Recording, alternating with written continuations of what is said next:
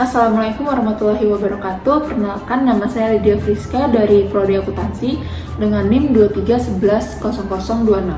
Di sini saya akan presentasikan materi mengenai pertumbuhan perekonomian.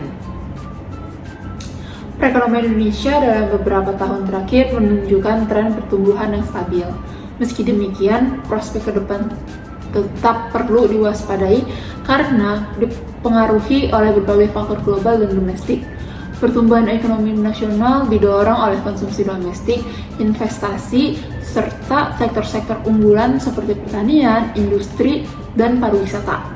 Sektor-sektor ini memberikan kontribusi besar terhadap produk domestik bruto atau PDB, namun juga menghadapi tantangan seperti perkembangan teknologi dan persaingan global yang semakin ketat.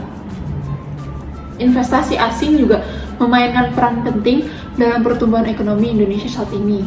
Namun, kehadiran investasi asing tidak hanya menciptakan lapangan pekerjaan dan meningkatkan transfer teknologi, tetapi juga mendorong pertumbuhan ekonomi dan produktivitas nasional.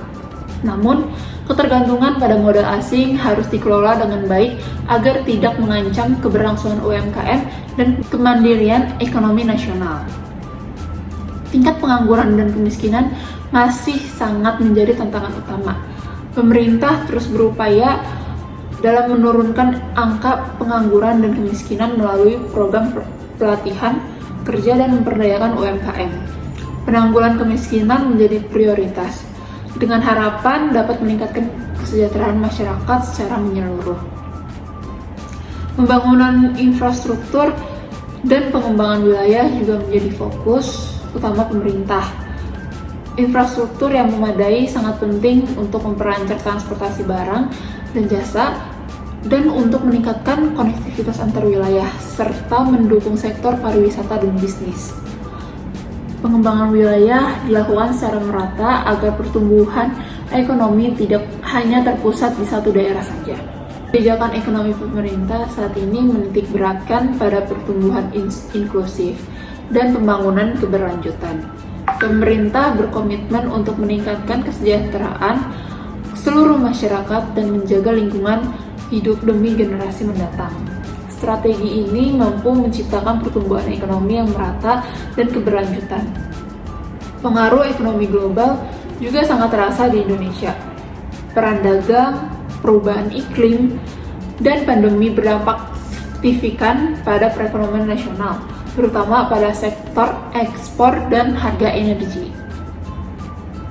Oleh karena itu, Indonesia perlu terus beradaptasi dengan perubahan global dan memperkuat daya saing di pasar internasional.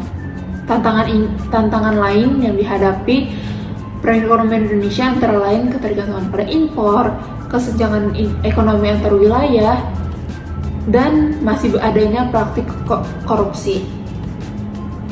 Untuk mengatasinya, pemerintah terus membangun infrastruktur, mengembangkan sektor UMKM, dan meningkatkan kualitas sumber daya melalui pendidikan dan pelatihan.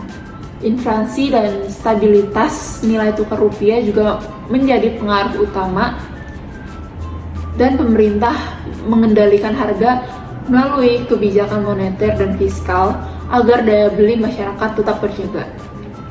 Pada April 2025, nilai tukar rupiah sempat melemah hingga menembus Rp17.000 per dolar AS, sehingga pengelolaan anggaran negara dan stabilitas harga menjadi sangat penting ke depan.